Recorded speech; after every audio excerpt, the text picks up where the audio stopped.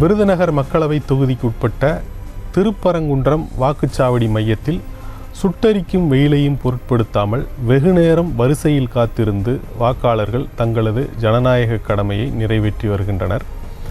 கூடுதல் விவரங்களை செய்தியாளர் நவநீத கிருஷ்ணன் வழங்க கேட்கலாம். வணக்கம் நவநீத கிருஷ்ணன், அங்கே இருக்கக்கூடிய விவரங்களை சொல்லுங்கள்.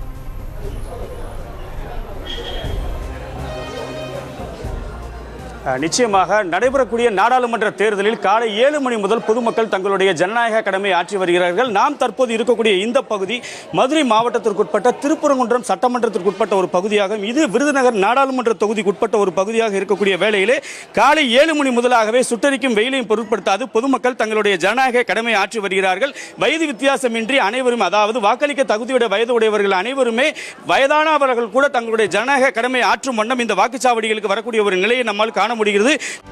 செய்திகளை உடனுக்குடனும் துல்லியமாகவும் தெரிந்து கொள்ள சப்ஸ்கிரைப் பண்ணுங்க.